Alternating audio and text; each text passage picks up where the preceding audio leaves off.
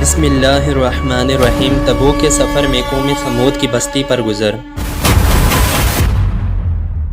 غزوہ تبوک مشہور غزوہ ہے اور نبی اکرم صلی اللہ علیہ وآلہ وسلم کا آخری غزوہ ہے۔ حضور اقدس صلی اللہ علیہ وآلہ وسلم کو اطلاع ملی کہ روم کا بادشاہ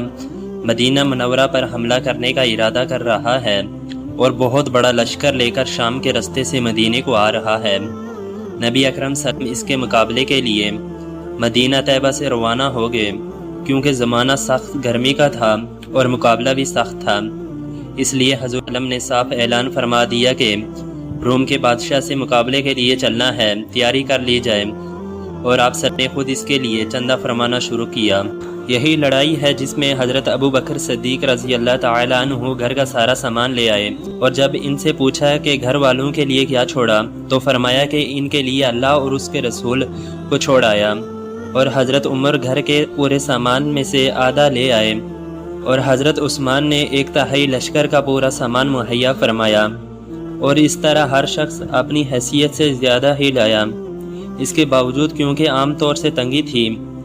اس لیے 10 آدمی ایک اونٹ پر تھے کہ نوبت بنوبت اس پر سوار ہوتے تھے۔ اسی وجہ سے لڑائی کا نام جیش العسرہ یعنی کہ تنگی کا لشکر بھی تھا۔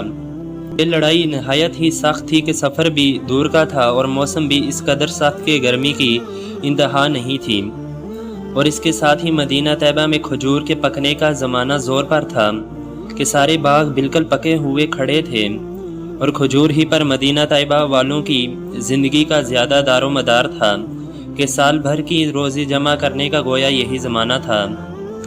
ان حالات میں یہ وقت مسلمانوں کے لیے نہایت سخت امتحان کا تھا کہ ادھر اللہ کا خوف، آپ صلی اللہ علیہ وآلہ وسلم کا ارشاد جس کی وجہ سے بغیر جائے نہ بنتی تھی، اور دوسری جانب یہ ساری دقتیں کہ ہر وقت مستقل روک تھی۔ بالخصوص سال بھر کی محنت اور پکے پکائے درختوں کا یوں بے یار و مددگار چھوڑ جانا جتنا مشکل تھا وہ ظاہر ہے، مگر اس سب کے باوجود اللہ کا خوف ان حضرات پر غالب تھا۔ اس لیے منافقین اور معذرین جن میں عورتیں اور بچے بھی داخل تھے، وہ لوگ بھی جو بضرورت مدینہ طیبہ میں چھوڑے گئے یا کسی قسم کی سواری نہ مل سکنے کی وجہ سے روتے ہوئے رہ گئے تھے، جن کے بارے میں سورہ توبہ آیت نمبر 92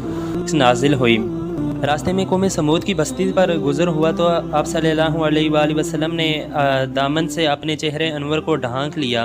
اور اونٹنی کو تیز کر دیا، اور صحابہ کو بھی حکم فرمایا کہ یہاں سے تیز چلو اور ظالموں کی بستیوں میں سے روتے ہوئے گزرو، اور اس سے ڈرتے ہوئے گزرو کہ تم پر بھی خدا نہ خواستہ وہ عذاب نہ کہیں نازل نہ ہو جائے جو ان پر نازل ہوا تھا۔